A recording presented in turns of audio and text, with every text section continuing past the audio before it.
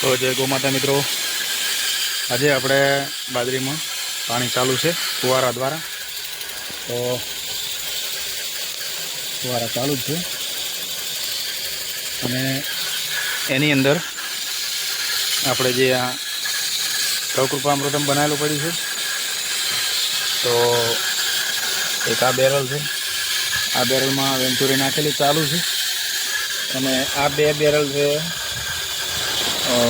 Doctor કિશનચંદ્રનું USD composer. એ પણ બે barrel આંકવાનું છે અને બે બેરલ ગૌકૃપા અમૃતમ આંકવાનું છે અને વેન્ચુરીમાંથી જવાનું ચાલુ છે.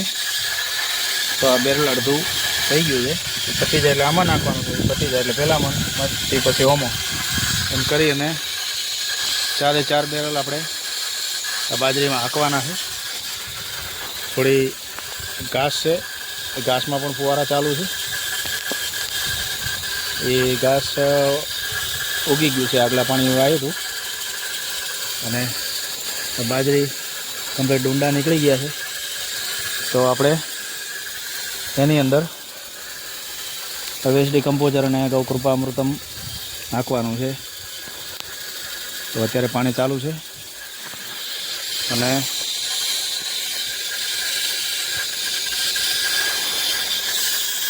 પાણી ચાલુ જ છે. 4 બેરલ છે બનાવેલા કમ્પ્લીટ, 4 બેરલ આપણે આમાં હાંકવાના છે. બરાબર, એક બેરલ તો પતમાં આવ્યું છે, 4 બેરલ આમાં બાજરીમાં હાંકવાના છે. અને આ આપણે તંબુ બનાવેલો છે જેનાથી બેરલને તડકો ના આડે. અત્યારે ઉનાળાની ગરમી વધારે છે, તો આ આપણે બેક્ટેરિયા બનાવી, એટલે બેક્ટેરિયાને છાંયો જોવે એના માટે તંબુ બનાવેલો છે.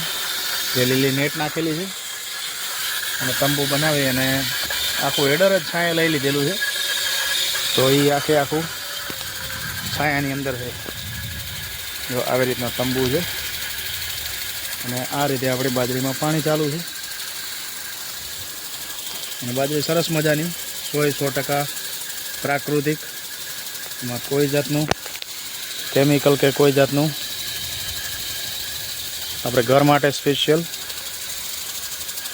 રાસાયણિક ખાતર કે કેમિકલ કોઈ જાતનું આપણે આમાં વાપરેલું નથી અને આપણે વાપરતા નથી.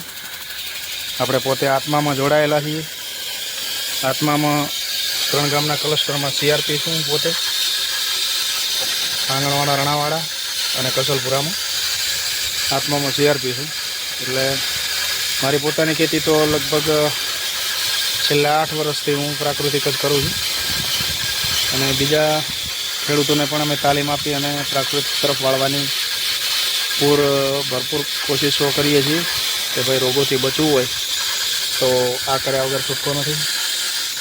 પ્રાકૃતિક બેઝ ઉપર આવવું જ જોશે કે જે આપણા વડવાઓ કરતા હતા એ ખેતી આપણે અપનાવવી પડશે જો રોગોથી બચવું હોય તો.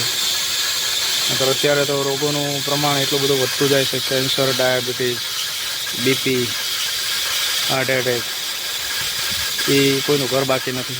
એટલે આમાંથી બચવા માટે આ એક જ ઉપાય છે કે ખેતી તમે પ્રાકૃતિક અપનાવો અને કેમિકલ બંધ કરો, તો જ આમાંથી ઉગરવાનું પાછલી પેઢીને પણ બચાવી શકશો તમે. તો જય ગૌ માતા.